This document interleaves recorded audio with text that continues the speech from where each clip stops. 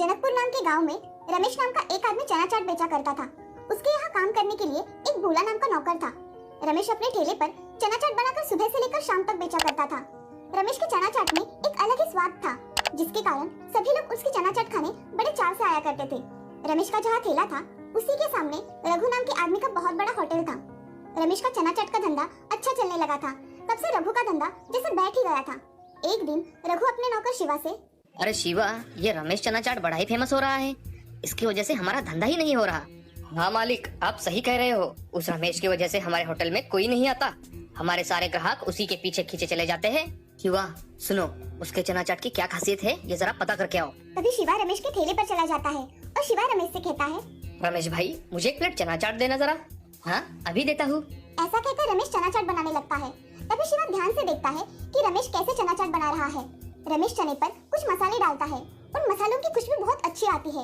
वो खुशबू सुन शिवा रमेश से, अरे रमेश भाई, इन मसालों में क्या मिलाया है? बहुत अच्छी खुशबू आ रही है तुम्हारे मसालों की।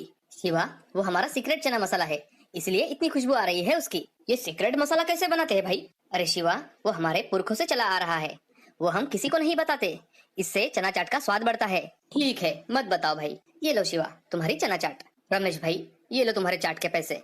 ऐसा कहकर शिवा चना चाट के पैसे देकर तुरंत अपने मालिक के पास चला जाता है और उसे सारी बात बता देता है। तभी रघु मन ही मन कुछ सोचकर शिवा से कहता है, शिवा, तुम्हें मेरा एक काम करना होगा। रमेश के पास एक आदमी है जिसका नाम है भोला, वो उसका नौकर है।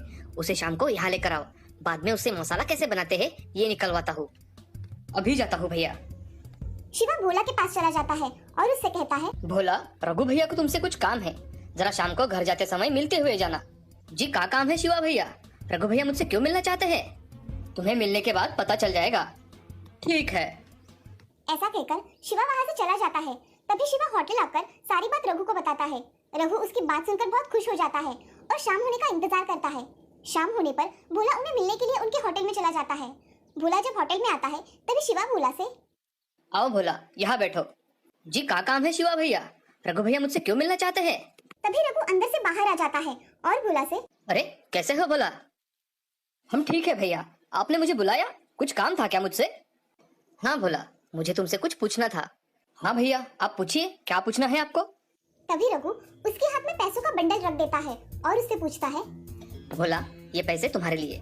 अब मुझे ये बताओ, रमेश चाट में जो मसाला इस्तेमाल करता है वो मसाला कैसे बनाते हैं? अरे भैया, मुझे ठीक से याद नहीं आ रहा। याद करके बताओ, तुम्हें याद आ जाएगा। भोला रघु की बातें सुन मन ही मन सोचने लगता है, ये रघु भैया सिर्फ चना चाट मसाला बताने के इतने पैसे दे रहा है। अगर मैंने कहा कि मुझे नहीं पता तो ये सारे पैसे ले लेंगे। इससे अच्छा इसे कुछ भी बताकर अपना काम करवा लेता हूँ। उसे सोच में डूबा देख रघु भोला को आवाज देता है, भोला, कहाँ गहरे सोच में डूब गए? हाँ, मुझे पता है चना चाट बनाने का मसाला, मगर ये बात रमेश भैया को पता चली तो वो मुझे काम से निकाल देंगे।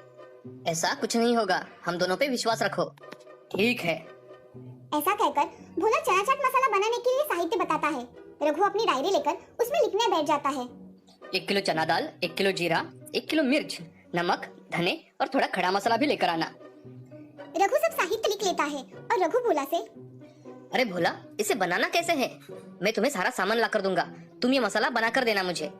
रघु भैया, मैं कल सुबह आता हूँ, तुम ये सामान ला कर रखना।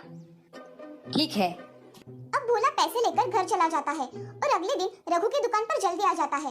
रघु उसका इंतजार ही कर रहा था। आओ भोला, जल्दी मसाला बनाते हैं। हाँ चलिए। ऐसा कहकर भोला रघु के साथ उसके रसोई में चला जाता है। वहाँ जाकर एक बड़े बर्तन में सारे मसाले डालकर भूनने लगता है और भूनने के बाद उन्हें एक प्लेट में निकालकर उसको मिक्सर पे पीस लेता है। ये सब रघु और शिवा देख रहे थे। तभी रघु भोला से, अरे भोला, इतनी जल्दी बन गया मसाला? हाँ, बन गया मसाला। यही मसाला होता है चना चाट में। अब इसे अच्छे डिब्बे में भर के रखो, अब मैं चलता हूँ। ऐसा कहकर भोला वहाँ से चला जाता है।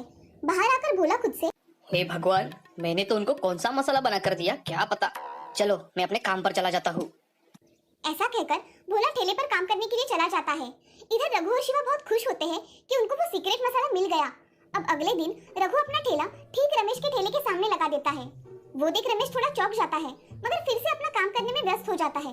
अब रघु और शिवा ठेले पर खड़े होकर ग्राहकों से, अरे भाइयों, आओ आओ, हमारे हाथ का स्वादिष्ट चना मसाला खाओ। एक बार खाया तो खाते ही रह जाओगे। शिवा की बातें सुन कुछ लोग उसके ठेले पर चले जाते हैं। शिवा उनको चना चाट बनाकर देता है। चना चाट को खाते ही लोग थू थू करने लगते हैं। उसका कुछ अलग ही स्वाद था। एक आदमी रघु से, अरे रघु, क्या मिलाया है इस चना चाट में? बहुत कड़वा है भाई, ऐसा कभी होता है क्या चना चाट? अरे नहीं भाई, दूसरा लेकर देखो, ये स्वादिष्ट है। मुझे नहीं खाना तुम्हारा ये खराब चना चाट, तुम ही खाओ। वहाँ खड़े 3 आदमी चना चाट कड़वा लगने के कारण उन्होंने भी प्लेट कचरे के डिब्बे में डाल दी और रघु से, अरे भाई, ये चना चाट कितना बकवास है, कितना कड़वा है, करेला डाला है क्या करेला इसमें? इससे मेरे पेट में तो दर्द हो रहा है। नहीं नहीं, मेरा चना चाट इतना खराब नहीं हो सकता, मैंने तो अच्छा बनाया है। तभी उसकी नजर भोला पर जाती है। वो भोला को पकड़कर मारने लगता है।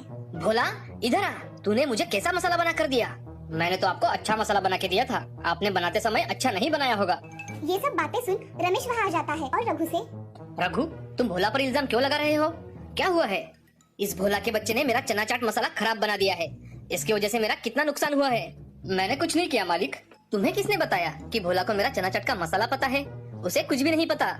क्या इस भोला को चना मसाला बनाना नहीं आता? रघु, उसे कुछ भी नहीं पता, वो मसाला मैं खुद घर पर बनाता हूँ और इधर लेकर आता हूँ। वहाँ खड़े लोगों ने रघु के खिलाफ पुलिस कंप्लेंट कर दी। तभी वहाँ पुलिस आते हैं। पुलिस को देख रघु, क्या हुआ इंस्पेक्टर साहब, आप यहाँ? मेरे पास तुम्हारे खिलाफ पुलिस कंप्लेंट है।